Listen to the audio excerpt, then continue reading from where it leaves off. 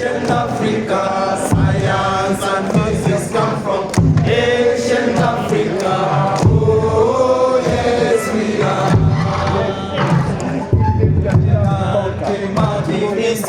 Ancient Africa, ancient Africa, ancient Africa. Ancient Africa. Oh, yes, we are.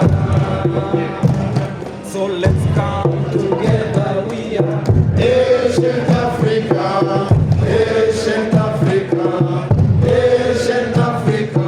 Let's come together, we are ancient Africa. Oh, yes, we are. Oh, yes, we are. Oh, yes, we are.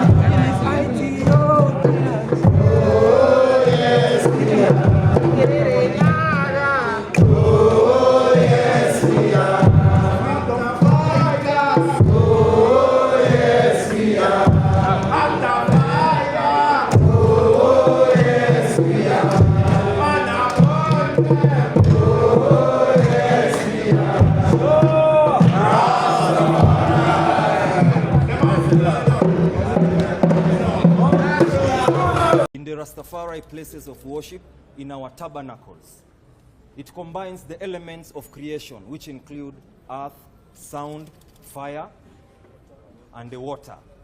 You see, it is used by the priest in our tabernacle to offer as for I and I, in prayers and thanksgiving. Herbs is not a drug for I and I as Rastafari, and this element has been used ever since ancient in creation by our ancestors, by our forefathers. And Rastafari, we are here to fulfill our duties and to honor our constitution, which acknowledges culture as the foundation of our Kenyan principle, and our stance. So, give thanks and welcome Wakili Shadrack Wambui, Rastafari. To thank you for showing up and standing in solidarity with the Rastafari Society of Kenya. So today we were before my Lord Justice Bahati Mwamuye for the sole purpose of seeking his audience so that Rasta can be liberated from the shackles of stigmatization, the shackles of victimization for their belief in their culture and for their practice in the culture of Rastafari. So Rastafari Society of Kenya is a duly registered association, society registered under the Societies Act, registered in the year 2017. They have been there championing and standing strong for the rights and fundamental freedoms of Rasta. As we speak, there are certain laws passed in the year 1994 before the promulgation of the current constitutional dispensation that continue to victimize Rasta, continue to frustrate him, and continue to act as a bulwark and a prevention for Rasta in enjoying their freedom of worship, in enjoying their freedom of association, and also in enjoying their right to privacy. For long, Rasta has been victimized for use of marijuana, alternatively called cannabis sativa, sometimes called kivela, sometimes called kushungpeng, or called ndom, whichever local name you want to give it. But we want to thank the current constitutional dispensation, particularly the framers of the Constitution, by observing under Article 56 the right of the marginalized and giving the state the responsibility of protecting the marginalized within our community. So today we have not been successful, successful at getting the audience of the Honorable Court, because the state, on another occasion, has sought to postpone this case further. This case was commenced on the 17th day of May 2021. It has taken these men and women their patience to wait for this long for this day, but it has not come to fruition. But we are grateful nonetheless to the Honorable Court that the court has decided that our day, the day of Rasta, shall be the 14th and the 15th day of January 2025. So 2026, thank you, Rasta. Give thanks.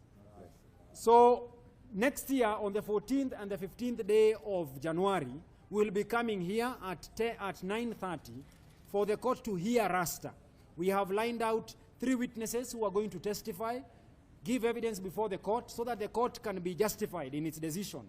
But indeed, it is discriminative to disallow Rasta from their use of marijuana as far as their religious belief is concerned. We are not saying that the prevention, or rather the prohibition of the use of marijuana should be lifted for all and sundry. That is not what Rasta is calling upon. Rasta is only asking the court that since the law permits that if you have, if you are having marijuana or ganja for prescription, then you will be allowed to use it for prescription. The law also allows that if you are given a license to plant and to cultivate marijuana, the law will act in your defense. You shall not be prosecuted by the state. Rasta is also asking that the same opportunity given to people with licenses, the same opportunity given to people who have it under medical prescription, also be allowed so that Rasta can use it for meditation and for reasoning. That is what Rasta is asking.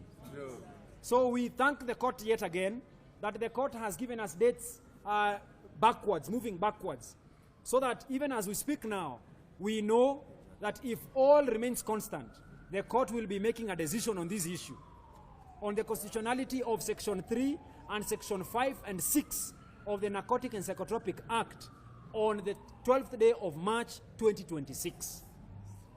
So even as we depart and wait for time, so that time can run out and we return before the Honorable Court, I wish also to take this opportunity that we remember Rasta Lojoron for the effort that he put in fighting for Rasta within the Republic of Kenya, for his effort in championing for this cause that Rasta has taken.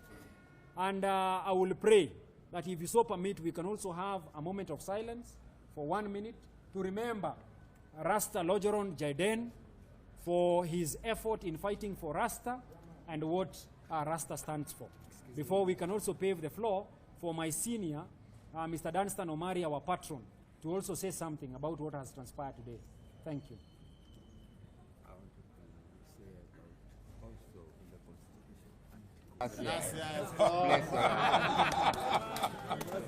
Talk.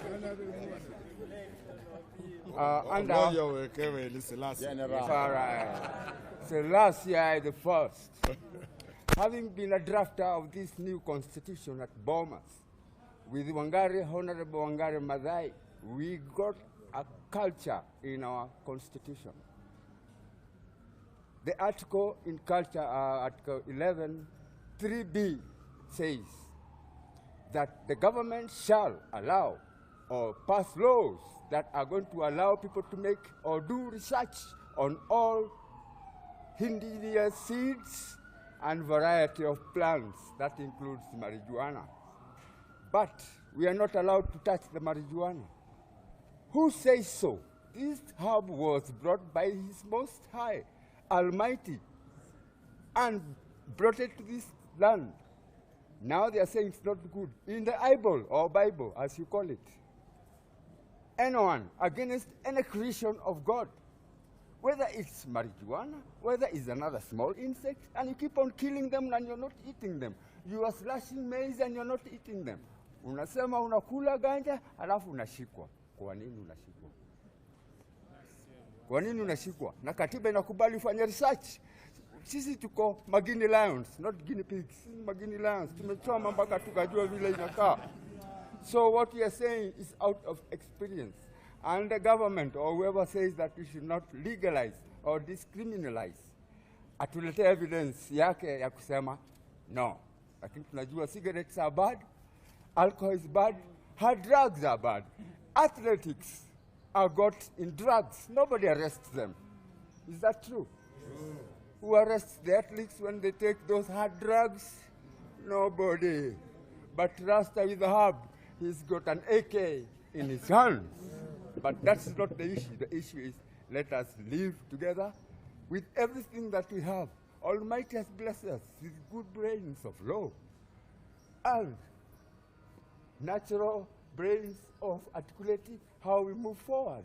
Prophecy. That is why we are here, to prophesy. Judiciary is under His Imperial Majesty Haile Selassie. If you don't know, judicious comes from the word Judah. The Lion of Judah has prevailed. Also again, the Lion of Judah, his foundation, the white horse rider. These are the guys who are riding the white horse. The white horse brings justice, equal rights. Am I right? Blessed Rasta. My name, Ras Gwandamoy Kakuya, once a drafter of the Constitution. That's why I'm here. And I feel very good to talk about the herb. The herb is not a drug. Let them know. Let them ask the president, the botanist, between a drug and a herb. Instead of doing AI, artificial intelligence, the president should tell us about artificial insemination. That is what he studied for. So when we inseminate our hard drugs, in our minds, we are killing our children. So be blessed, Kenyans, and everyone who uses the herb for healing, for spiritually, and for entertainment.